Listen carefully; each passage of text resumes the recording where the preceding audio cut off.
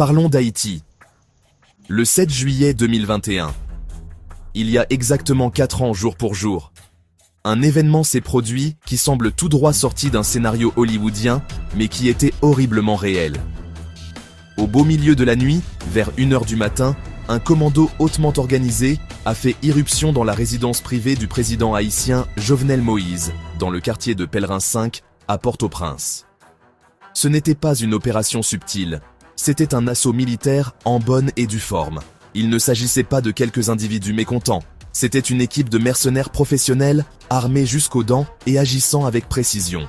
Ils ont violé la sécurité de l'enceinte présidentielle, un lieu qui aurait dû être l'un des plus sécurisés du pays. Les assaillants ont utilisé une ruse astucieuse et, honnêtement, terrifiante pour neutraliser la sécurité du président. Ils ont crié en anglais « This is a DEA operation, everybody stay down !» en se faisant passer pour des agents de la Drug Enforcement Administration, DEA, américaine. Ils ont semé la confusion et l'hésitation parmi les gardes, qui auraient pu être réticents à engager une fusillade avec ce qu'ils croyaient être une agence légitime d'application de la loi américaine. Cette tactique a permis aux commandos d'avancer avec une résistance minimale, se dirigeant directement vers les quartiers privés du président. L'audace même de ce plan souligne le niveau sophistiqué de planification qui a présidé à l'attaque, visant non seulement à maîtriser, mais aussi à désorienter et à tromper. Une fois à l'intérieur, les assaillants ont déclenché une attaque brutale et ciblée. Le président Jovenel Moïse a été abattu de plus de 12 balles, un niveau de violence qui suggère que l'objectif n'était pas seulement de tuer, mais de l'anéantir complètement. Son corps a été retrouvé criblé de balles, et son bureau a été saccagé.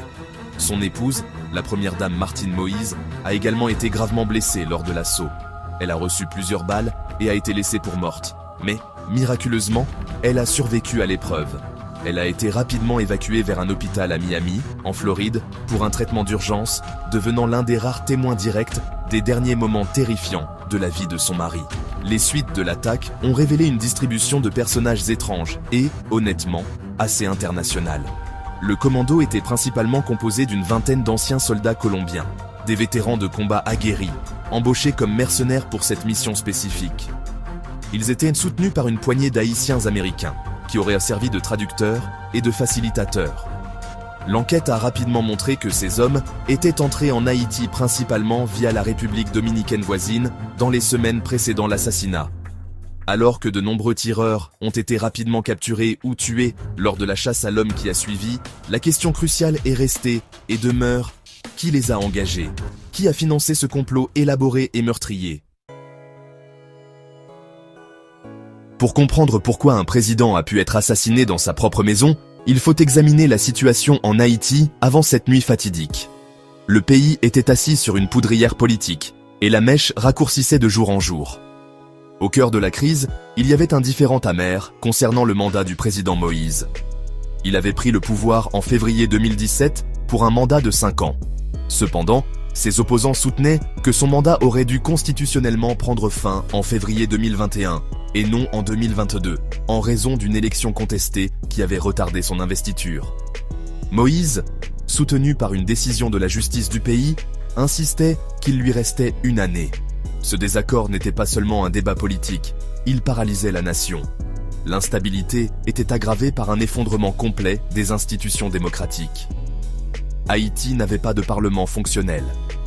Les élections législatives qui devaient avoir lieu en 2019 n'ont jamais eu lieu, ce qui signifie qu'au moment de son assassinat, Moïse gouvernait effectivement par décret. Il signait des ordonnances et nommait des fonctionnaires sans aucune supervision législative, ce qui a conduit à des accusations selon lesquelles il devenait un dirigeant autoritaire.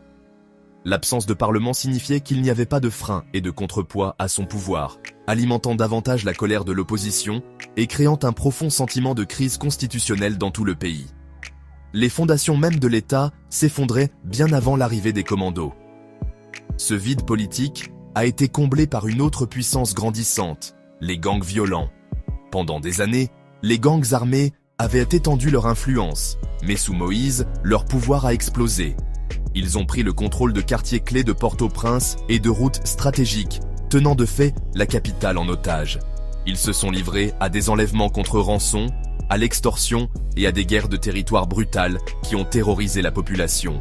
de nombreux Haïtiens pensaient que les politiciens, y compris certains au sein du gouvernement, utilisaient ces gangs comme outils pour réprimer la dissidence et contrôler les communautés. Cela a créé une atmosphère omniprésente de peur et d'anarchie, où l'État semblait incapable ou peu disposé à protéger ses propres citoyens. En plus de tout cela, de vastes allégations de corruption ont miné le gouvernement de Moïse. Des manifestations faisaient rage depuis des années, alimentées par des scandales comme l'affaire Petrocaribe, où des milliards de dollars provenant d'un programme d'aide pétrolière vénézuélien auraient été détournés par des fonctionnaires du gouvernement. Le public était épuisé par l'instabilité politique constante, l'augmentation du coût de la vie, et le sentiment que leurs dirigeants s'enrichissaient pendant que le pays souffrait. Ce mélange puissant de crise constitutionnelle, d'effondrement institutionnel, de violence des gangs rampantes et de corruption profondément enracinée a créé un environnement où un renversement violent et dramatique du pouvoir semblait, pour certains, non seulement possible, mais inévitable. L'assassinat de Jovenel Moïse n'a pas résolu les problèmes d'Haïti. Il a jeté de l'essence sur un feu déjà raging.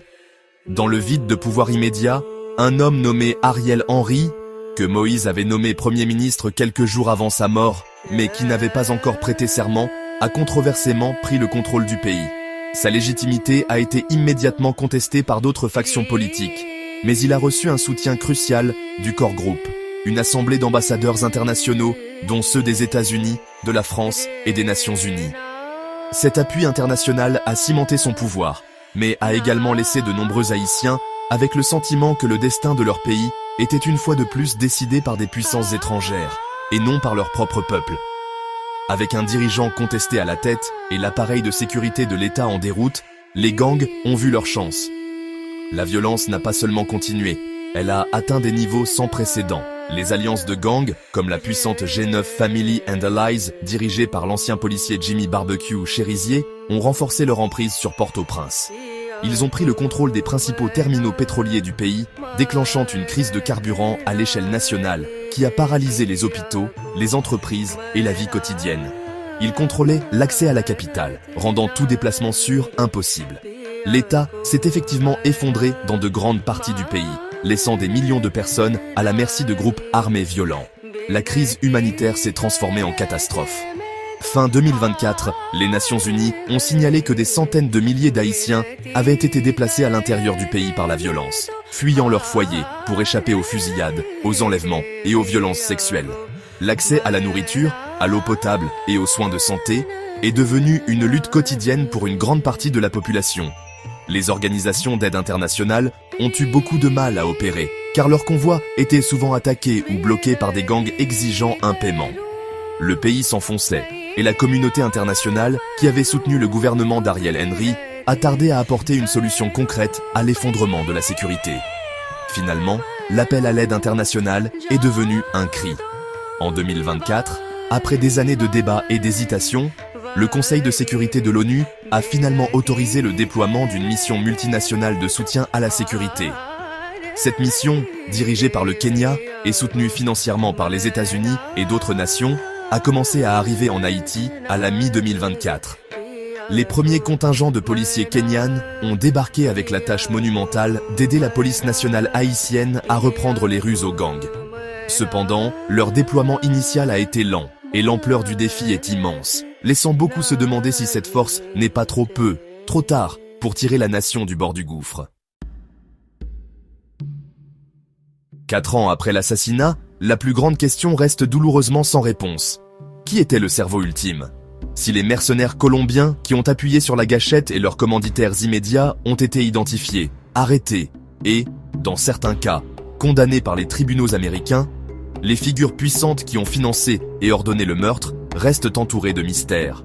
L'enquête a été un imbroglio complexe, partagé entre un système judiciaire haïtien dysfonctionnel et un processus juridique américain plus agressif, mais toujours opaque. En Haïti, l'enquête a été entravée par des menaces contre les juges, des interférences politiques et l'inculpation choquante de la propre veuve du président, Martine Moïse, pour ce que de nombreux observateurs considèrent comme des accusations politiquement motivées. L'enquête américaine a mis au jour un réseau de conspirateurs basé en Floride, comprenant des financiers, des propriétaires de sociétés de sécurité et des aspirants politiques haïtiano-américains qui voulaient apparemment installer un nouveau président. Les procédures judiciaires à Miami ont révélé des détails du complot, qui impliquait prétendument un plan d'enlèvement du président qui a ensuite évolué en une mission d'assassinat. Un homme d'affaires est accusé d'avoir fourni une ligne de crédit de 175 000 $ pour financer l'opération. Pourtant, même ces révélations donnent l'impression de ne gratter que la première couche de l'oignon. Les motifs des accusés semblent être un mélange d'avidité et d'ambition politique, mais il est difficile de savoir s'ils étaient les véritables architectes ou simplement des intermédiaires bien connectés. Les théories les plus troublantes pointent vers l'implication d'élites politiques et d'affaires puissantes en Haïti, des personnes qui auraient pu tirer profit de l'élimination de Moïse. Le président s'était fait de nombreux ennemis. Il était en train de compiler une liste de personnalités puissantes impliquées dans le trafic de drogue et la corruption, qu'il aurait prétendument l'intention de remettre au gouvernement américain. Cela a conduit beaucoup à spéculer qu'il a été tué pour empêcher que cette liste ne voie jamais le jour. Le saccage de son bureau suggère que les assaillants cherchèrent quelque chose de précis, peut-être des documents qui pourraient incriminer certaines des figures les plus influentes d'Haïti. En fin de compte, l'assassinat de Jovenel Moïse n'est pas seulement l'histoire d'un président assassiné. C'est l'histoire d'une nation captive des cycles de violence, de corruption et d'ingérence étrangère.